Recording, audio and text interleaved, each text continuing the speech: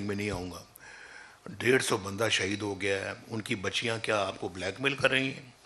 چھوٹی چھوٹی بچیاں جن کے گھروں میں کوئی روٹی بھی ہے یا نہیں ہے، وہ آپ کو بلیک میل کر رہی ہیں.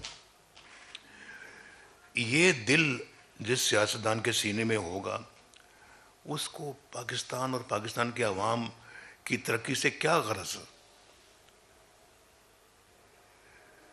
تو ہم نے تو بھائی یہ کام آج سے نہیں کیا. ہم تو 1990 سے شروع ہوئے ہیں.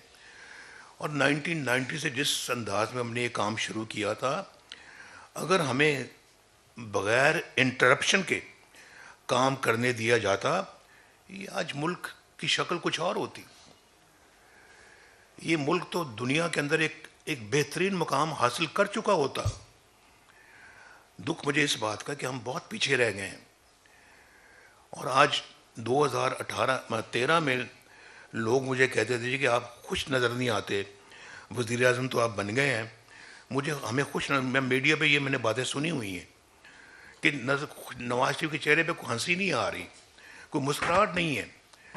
بھائی لوگ اگر تنگ ہیں بجلی سے، 18 گھنٹے کی لوڈ شیڈنگ ہے.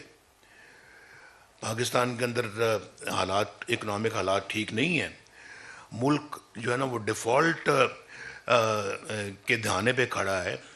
اور ہم اپنا فیٹف لے لیں، فیٹف کے اندر ہم گرے میں تھے اور بلیک لسٹ ہونے کا ہمیں خدشہ تھا، جس کو کہ ہم بعد میں وائٹ پہ لے کے آئے. ہم لے کے آئے اللہ کے فضل سے.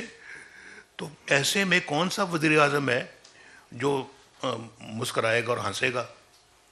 ذرا مجھے بتائیں آپ. تو میں کہتا نہیں تھا، لیکن سمجھنے والوں کو سمجھنا چاہیے تھا کہ میری چہرے پہ اگر ہنسی نہیں ہے تو اس کی کوئی وجوہات ہیں، مسکراہٹ نہیں ہے تو کوئی وجوہات ہیں. لیکن 2017 میں میرے چہرے پہ مسکراہٹ آ گئی، کیونکہ اللہ کے فضل و کرم سے لوڈ شیڈنگ بھی ختم ہو گئی تھی، بجلی بھی آ گئی تھی اور سستی بجلی آ گئی تھی. پاکستان کے لوگوں کو روزگار مل رہا تھا.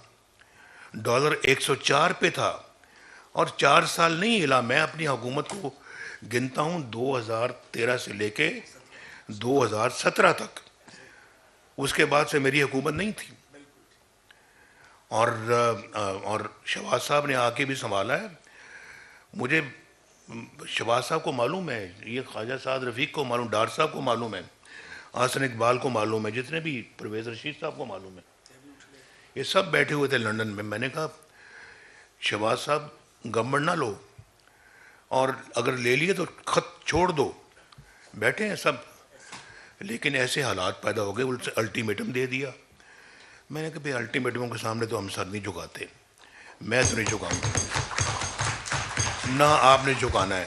شہباز صاحب کی تقریر تیار تھی، رات کو انہوں نے سٹیپ ڈاؤن کرنا تھا اور بالکل تیار. 4 گھنٹے رہ گئے تھے، الٹیمیٹم آ گیا. میں نے خود کہا ان کو اب نہیں چھوڑنا آپ نے، اب رہیں، آپ مقابلہ کریں. تو ملک ویسے ڈیفالٹ کی سچویشن پہ آ گیا. تو میں نے کہا کچھ بھی ہو اب ہم اپنا جو ہے نا وہ نہیں کریں گے. اب اس کو پہلے الٹیمیٹم کی قیمت کا پتہ لگ جائے، اس کے بعد پھر ہم اپنا اگلا کام کریں گے. وہ پھر الٹیمیٹم کرتے کرتے پھر آپ کو پتہ ہے اور بڑے مسائل آ گئے. لیکن شاباش شہباز شریف صاحب کے اوپر، ان کی ٹیم کے اوپر، جنہوں نے بڑی جاں فشانی کے ساتھ پاکستان کو ڈیفالٹ ہونے سے بچایا اور پاکستان کو ان حالات میں پاکستان کو کھڑا کیا. لیکن اس کی پرائس ہے جو ہم نے پے کی ہے، پرائس. اور میں وہ ہمارا پولیٹیکل کیپٹل برن کیا اپنا، ہم نے اپنے ہاتھوں سے اس کو جلایا.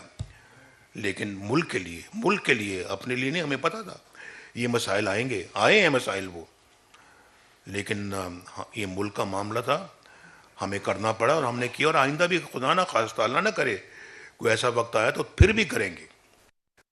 یہ جیلیں ویلیں جلا وطنیاں کاٹنے کے باوجود کریں گے، ملک کے لیے کریں گے، کھڑے رہیں گے ملک کے لیے. میں بالکل آپ کو سچ کہہ رہا ہوں، دل کی بات کر رہا ہوں. اور پھر دیکھیں آپ نے اس ملک کے اندر بنایا کس نے، کیا ہے؟ کوئی آج پوچھیں تو صحیح بابا، آپ پوچھیں. بڑی حکومتیں آئی ہیں، اس کی بھی حکومت آئی ہے. میں تو چلیں ابھی پچھلی حکومتوں کو آپ بعد میں پوچھ لینا. اس کو آج پوچھیں کہ تم نے اپنے 4 سالوں میں کیا کیا ہے.